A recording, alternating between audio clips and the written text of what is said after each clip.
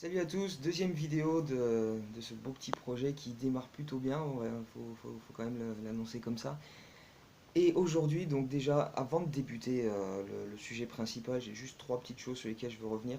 Premièrement, dans la première vidéo, je m'en mêle un petit peu les pinceaux en parlant de Doug McDermott. Il ne vient pas de Iowa, évidemment, il vient de Creighton, à l'université. Mais son père était coach d'Iowa et donc ils se connaissent très bien avec Gar Forman et c'est pour ça que voilà, Doug McDermott a de très bonnes relations avec Forman. Deuxième petite chose, on est le 25 septembre, c'est l'anniversaire à Scottie Pippen.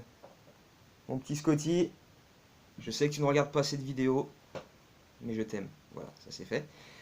Et troisième petite chose, merci à vous tous pour les commentaires, les réactions sur Twitter. Et on a dû, j'ai dû créer euh, un compte sur YouTube pour poster la première vidéo. Donc j'ai créé une chaîne YouTube. Et il y a déjà quelques abonnés, des commentaires et tout. Donc ça démarre plutôt bien, ça fait plaisir, ça incite à continuer. Donc continuez comme ça, c'est super sympa. Alors voilà, le sujet du jour. Donc aujourd'hui, c'est le Media Day pour les Bulls, hein. Enfin, ça va être dans la nuit, donc pas trop en direct pour parler de ça. On verra ça plus tard. Mais avant ça, donc, on va quand même revenir sur les deux grosses infos de la soirée d'hier soir. Les Bulls ont dans un premier temps annoncé la prolongation de Mirotic. Et quelques heures après, ils ont annoncé que Wade avait trouvé un accord pour partir. Donc voilà, ça fait quand même deux nouvelles importantes pour le roster. Deux choses qui étaient attendues depuis un moment déjà. Ça faisait. Ouais, donc Mirotic était libre depuis le 1er juillet. Ils ont attendu. Enfin, lui et son agent ont voulu tester le marché, voir s'ils pouvaient récupérer un gros contrat. Personne n'a fait d'offre. Étonnant. Et donc, Mirotic s'est retrouvé avec sa qualifying offer, donc son option à 7,2 millions, il me semble, qu'il pouvait signer pour rester avec les Bulls pour un an. Mais finalement, les Bulls ont décidé, comme ils l'avaient annoncé depuis le début, hein, parce que Forman et Paxson avaient dit au mois d'avril qu'ils comptaient sur Mirotic, ils voulaient vraiment le garder, etc. Donc, ils lui ont offert ce nouveau contrat, 2 ans, 27 millions de dollars. La première année, il a le droit de donner son veto pour un trade, c'est-à-dire qu'il peut refuser d'aller à un endroit s'il n'a pas envie, et accepter s'il a envie. Et la deuxième saison est une option que les Bulls peuvent choisir d'activer ou non. Donc, ceux qui me suivent sur Twitter le savent, je ne suis pas un grand fan de Mirotic. J'ai beaucoup de mal avec les joueurs qui prennent des tirs à 3 points à 9 mètres quand il reste 20 secondes sur l'horloge et qui défendent aussi mal. Donc, moi j'ai du mal. Ceci étant, dans la situation actuelle des Bulls, un contrat sur 2 ans, 1 + 1, parce que pour l'instant il n'y a qu'une année de garantie, sachant qu'on a pas mal de place dans le salary cap, pourquoi pas? Allez, pourquoi pas? On peut toujours le voir cette année, voir comment ça progresse. C'est-à-dire ce serait peut-être temps qu'il progresse, parce qu'il a 26 ans le gaillard. Il serait peut-être temps que hein, ça s'active un peu à ce niveau-là. Donc voir une année comment ça rend, et puis si vraiment on voit que ça évolue, pourquoi pas voir après pour la suite. Et puis s'il est daubé, bon, à la fin de l'année prochaine, dégage, hein. De toute façon, cette année on joue pas grand-chose, donc à la limite, hein, autant l'essayer.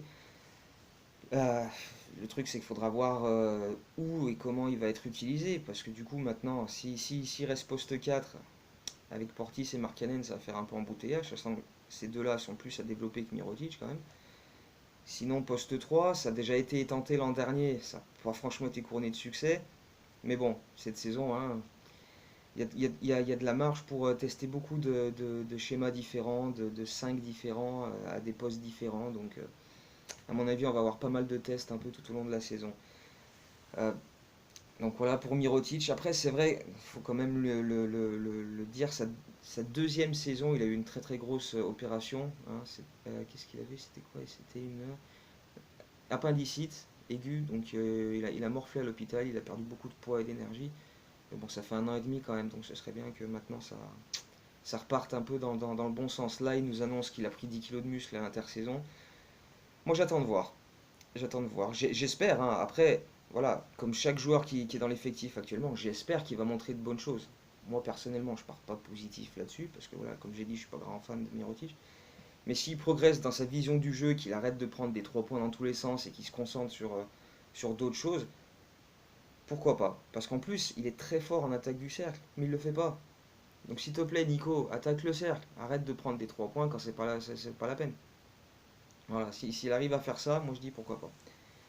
Ensuite, Wade. Donc Dwayne Wade, quelques heures plus tard, on apprend qu'un accord a été trouvé avec la direction pour un buyout. Alors, il est fort le Wade, il est très très fort. Il a quand même réussi à nous prendre 40 millions sur une saison. C'est un record, personne n'a pris 40 millions sur une saison. Ben voilà, Dwayne Wade vient de le faire. Première saison à 23,2 millions. Et il avait sa player option pour cette saison à 23,8. Et il est très malin. Là où il est très malin, c'est qu'il l'a activé avant la draft. Donc il a activé cette option pour rester cette année pour 23,8 millions. 2 jours plus tard, il y a la draft. Le trade de Butler, les ambitions qui partent à la poubelle. Et puis d'un coup, il nous sort, oh finalement, c'est pas ce qu'on m'annonçait quand je suis arrivé. Moi, je veux jouer le titre. Du coup, je m'en vais, je veux partir. Donc ils ont trouvé un accord hier soir. Il lâche sur les 23 millions et 8 qu'il était censé toucher, il en lâche 8 ou 9, donc il va quand même toucher 14-15 millions. Donc plus les 23 de l'an dernier, ça fait pas loin de 40 millions sur 12 mois, avec 15 mois. C'est très très fort. Wade, il est très très fort. Franchement, après sa carrière, faut qu'il devienne agent de joueur, ce mec, parce que négociation, en ce moment, il est meilleur négociateur joueur. Ça, il y a pas de souci là-dessus. Il est très très très très fort. Donc voilà, en plus avec des bonnes belles déclarations en bois, hein, de bonnes belles langues de bois à sa sortie, hein. Oui, j'ai été très bien traité par Reinsdorf, Foreman et Paxson. Bah, tu m'étonnes, hein. Tu m'étonnes, à 40 millions, tu peux quand même dire ça en partant, même si tu as quand même chié sur un peu tout le monde toute l'année, notamment tes coéquipiers. Donc bon, moi personnellement, je ne te regretterai pas, Dwayne, hein, c'était pas spécialement extraordinaire. Mais en même temps, on en revient à Foreman et Paxson et leur incompétence. Quand Gar Foreman et Paxson vont voir Wade l'an dernier à Miami en lui disant mec, viens à Chicago, on te file un contrat de 2 ans, 47 millions de dollars. Wade il se dit j'ai 34 ans, ça va pas m'arriver souvent des contrats comme ça encore. Ok, et en plus il arrive à négocier une player option sur la deuxième année et il s'en sert royalement pour entuber le front office. Moi je dis c'est propre. C'est propre. Ça montre à quel point Foreman et Paxson sont à côté de la plaque et à quel point Wade a réussi à en profiter pour se faire un max de blé, quoi. Donc voilà, c'était les 2 nouvelles d'hier soir. Pas franchement des mauvaises nouvelles. Je suis content que Wade s'en aille. Je suis pas mécontent dans la situation dans laquelle on est. Que Mirotic reste une saison de plus pour qu'on voit ici enfin, par la grâce des dieux, il finit par s'activer quelque chose là-dedans et s'y mettre à fond. Et puis donc de toute façon, ouais, toute la saison, on n'aura que ça à faire entre guillemets, de surveiller la progression de nos joueurs. Donc voilà, en plus avec le départ de Wade, Valentine devrait récupérer le poste en début de saison, sachant que Zach Lavine ne jouera pas tout de suite. Donc pareil, ce sera pas mal de choses à surveiller, le développement des jeunes. Et puis bah, voilà, on aura toute la saison pour en reparler à travers les vidéos sur YouTube, sur Facebook. Bref, vous pouvez me retrouver un peu partout, je suis overbooké. Donc voilà, on se tient au courant toute la saison et on se fera d'autres nouvelles vidéos comme ça. Salut, à la prochaine.